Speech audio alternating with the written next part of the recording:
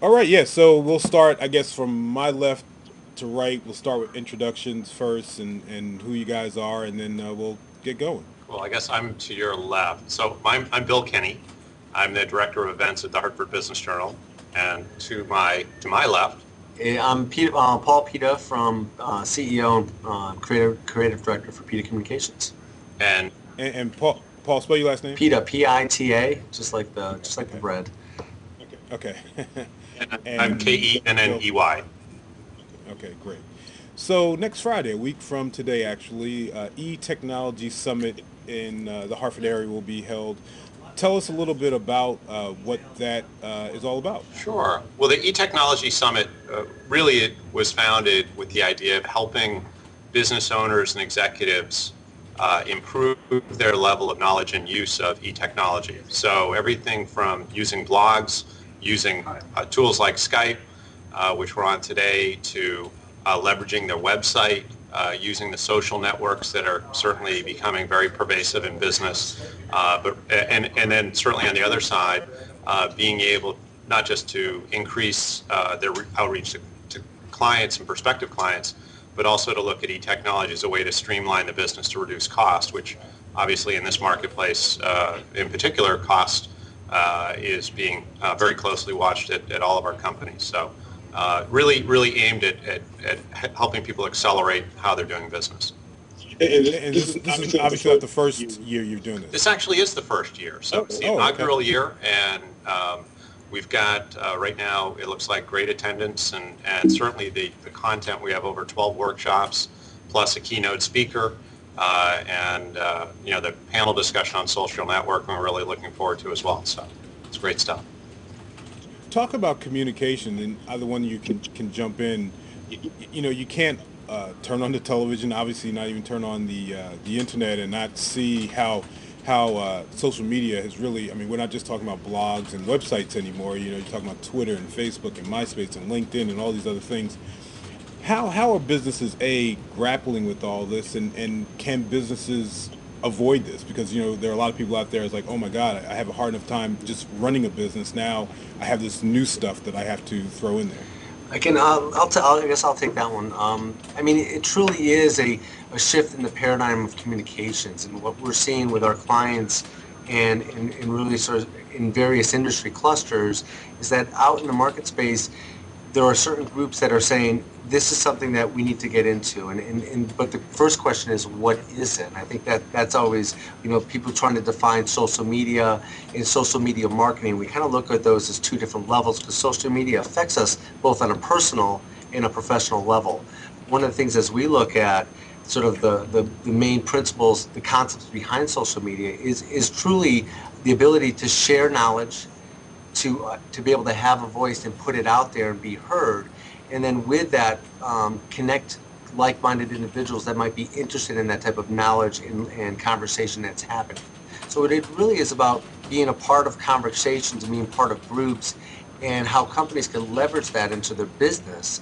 That's where the challenge lies. Is how does a company that is out there, if it's a consumer-based product company, utilize social media? And the basic idea is let it's allowing truly your ear to be put to the ground to see what they're talking about with your brand.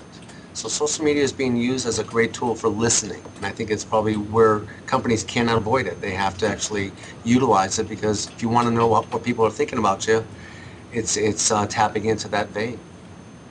Yeah. So when businesses, it sounds like you said that you're going to have a. How many people are you expecting actually? We should get close to somewhere near 200.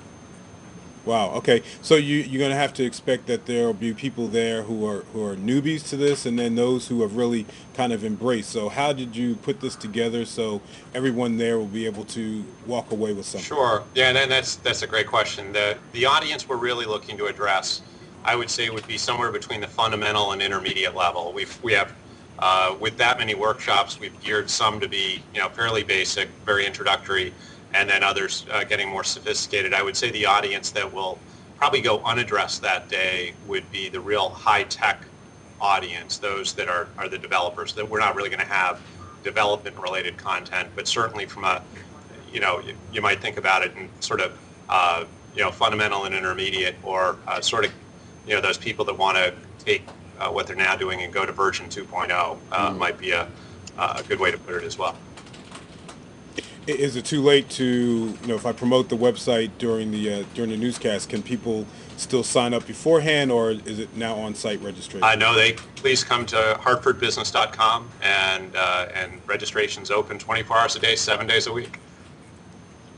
Okay, and actually, one more question about communications, because I think it's something that a lot of folks are again still struggling with. How do you put this into layman's terms? I teach also. I teach at the University of Connecticut, and what I found to be successful a lot of times is when you can kind of relate what was happening in the past to what is happening in the future. Can you put into some kind of context for, again, businesses that are trying to navigate through this, how this, I equate a Facebook like going to a party, and there are a lot of people at the party. Some people you'll just nod at, that's like a poke. Other people you'll have, more intimate conversations, writing on someone's wall. How do you do that in the business world? That's a great question. I guess I would put it in the analogy that we are certainly in sort of the early stages of this revolution of technology, especially when it talks about consumer-driven content. And when I say that, that means allowing into people to put opinions out and allow other people to share that. And I guess as we look at back in the days of even early television, there was looking at broadcast media always being about time frame. You're going to send out this information at a specific time, prime time. And now we're at a place where prime time or time specific isn't really relevant anymore. People are consuming information at all different hours of the day. And so if we look at where social media is now, is that you are truly an open book. And I think where transparency and truth can come out, that's where we are today. That's how technology is, as far as social media is concerned, that's how it's being looked at. All right, one more plug for the event on Friday. Who, what, when, where, and why, and how much? Sure.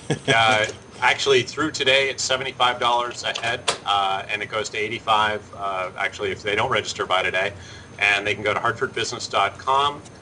It is Friday, April 24th at Meneely's in South Windsor. Okay, gentlemen, thank you very much. Yeah, well, I'll see you there. All right. Thank you very much for your time. Thanks, I appreciate it. Bye now. Okay, take care.